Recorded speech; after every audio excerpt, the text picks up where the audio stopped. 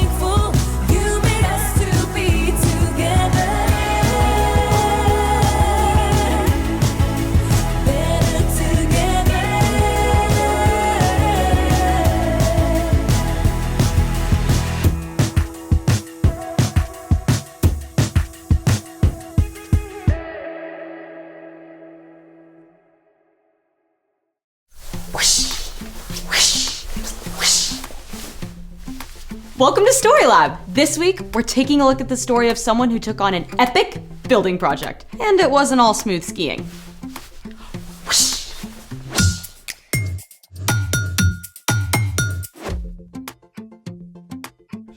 Hey, I'm Carter. And I'm Skylar. We're talking about the way God created us to work with others. And the things we can do better together. Like help your friends dress appropriately. It's 67 degrees outside. Right? You know, a t-shirt, jeans, maybe even shorts. I'm dressed aspirationally. An aspiration is a strong desire to achieve something great. It's March, and we have not gotten a single snow flurry this year. I'm aspiring to a snowstorm. I don't think it works that way. Thinking snowy thoughts, thinking snowy thoughts, thinking snowy thoughts. Did it work? I don't need to look outside to say no. Worst winter ever. We can't make snow for us, but maybe we could create a snowy world for mini us. Guess Mini-Me is gonna need a snowsuit. Let's make it! You ever build a diorama? A diode is a part of an electrical circuit, so... Diorama. Oh, a shoebox diorama. Yeah, it's like we can design a tiny movie set for our Lego selves. With all the snowy awesomeness we want. In a diorama, you want to create layers and depth to make it look more realistic. A diorama can be a great way to show something you've learned about nature or from history. Or just a really cool idea from your imagination. Now, you start out by gathering your supplies. You can use materials, stuff from a recycling bin, things from nature, anything really. Yeah, we've got paint, we've got construction paper. Ooh, scissors. Scissors, we got hot glue, we've got tape, Some rock things. cotton balls, styrofoam, and a shoebox. Which leads us to step 1. Paint the inside of a shoebox. You can make it night or day or even a dramatic sunset. All right, first, Skylar, let's get some tissue paper on here. That sound good?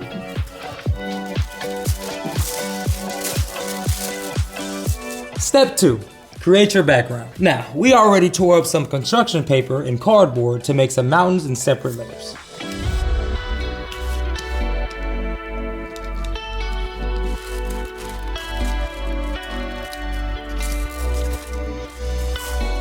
Make sure you have a grown-up to help when you're using a hot glue gun.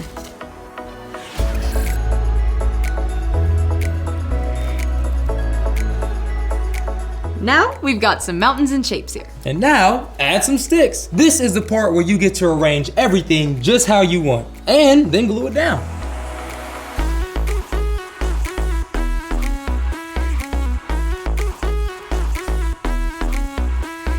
And then maybe we could put some hot glue down there and then we can add some rocks and stuff. You know, our scene is really taking shape. Yeah, but it's still missing the most important part. Snow! Step 3, we're going to use a combination of white tissue paper, cotton balls, and crumpled up styrofoam to add the final touches. This is all about using your imagination and creating the look that you want.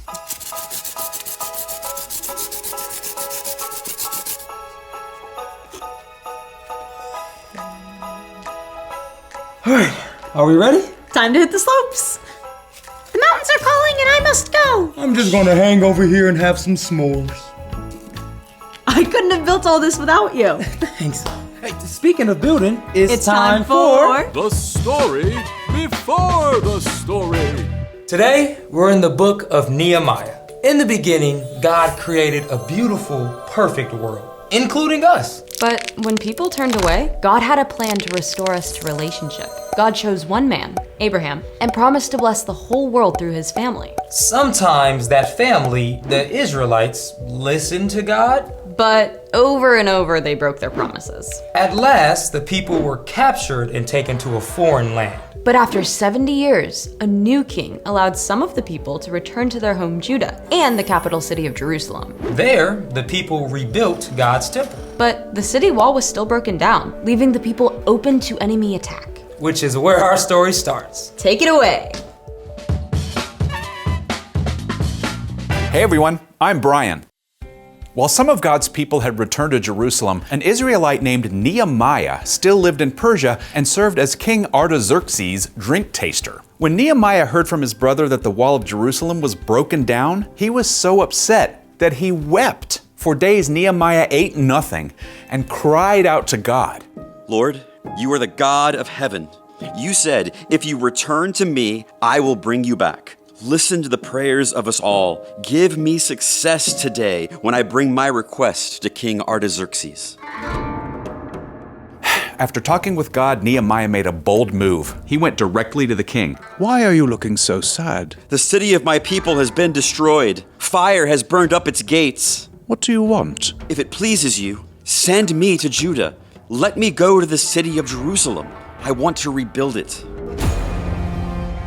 That request took some guts, but the king agreed to Nehemiah's request and even offered to send soldiers along for protection and supplies for rebuilding. The journey was nearly 1,000 miles and likely took months of travel, but at last, Nehemiah and the men with him arrived in Jerusalem. After surveying the full damage to the walls, Nehemiah gathered together the priests and officials and all the people. You can see the trouble we're in. Let's rebuild the wall. Our gracious God has been helping me. The king has provided what we need. Let's start rebuilding!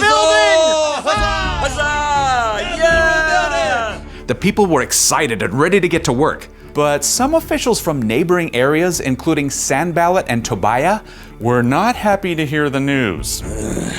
What do you think you're doing? Are you turning against the king? The God of heaven will give us success. The job facing Nehemiah and the Israelites was huge. The wall needed to be high and thick, and there were many gates to be repaired. And to top it off, few of the people, if any, were builders. You priests start here at the sheep gate, and men of Jericho, you take the next section. Each group or family was responsible for one section of the walls or gates, and quickly, that wall began to take shape. Can they make their wall like new? The stones are piled like trash. Yeah, suppose a fox climbs on their wall. That will break it down. Nehemiah heard the mockery and cried out to God. Oh God, please listen to our prayer. Some people hate us. Soon, amazingly, the wall had reached nearly half its height. This enraged Sanballat, Tobiah, and other neighboring groups. They made plans to attack Jerusalem before the wall could be finished. Nehemiah heard about it. Don't be afraid of your enemies. Remember the Lord. He is great and powerful. I want half of you to work and half of you to stand guard. But we're so spread out. What if there's an attack? When you hear the sound of the trumpet, join us there. Our God will fight for us. Encouraged, the people returned to work, tools in hand, weapons at their sides. They lifted heavy stones and beams from the first light of sunrise until the stars came out at night. Sanballat and Tobiah tried even more tricks, but Nehemiah refused to be distracted. And somehow, impossibly, Nehemiah and the Israelites finished the entire wall in 52 days. They later celebrated together after reading aloud God's law. This day is set apart to honor the Lord your God. Go and enjoy good food. The joy of the Lord makes you strong.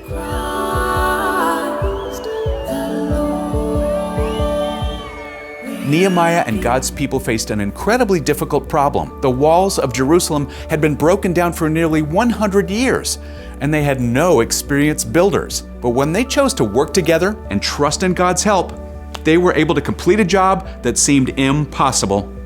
The end.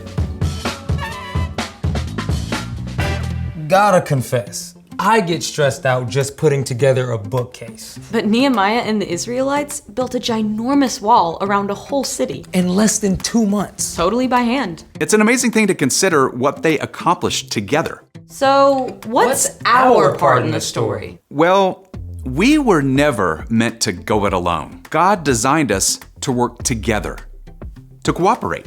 Cooperation is working together to do more than you can do alone. One of the best times to cooperate is when there's a problem to solve. And it doesn't need to be a giant wall-sized problem either. Maybe you want a place to play ball, but your backyard is full of weeds and brush. You could work with your family or maybe even some friends to clear it out. Or if you wish, the cafeteria had some better food choices for lunch. You could invite your classmates and your teachers to write a note to the principal explaining why you'd all like to see a change. Yeah, cooperating with others is not always easy, but it's important. Even Jesus, God's Son, chose to work together with everyday people. Yeah, so if cooperating feels hard, ask God to give you courage and strength to cooperate. Rather than trying to go it alone. I think you got it. See you next time.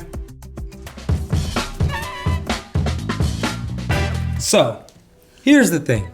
Work together to solve problems. Who knows? You just might build something amazing. Only missing one thing. What's that? Snowball fight! Thanks for joining us in the Story Lab. See you next time! See you next time. Oh. Where did these come from? What? I think our camera crew doesn't like us. Thanks so much for joining us, friends. We'll see you right back here next week for more fun.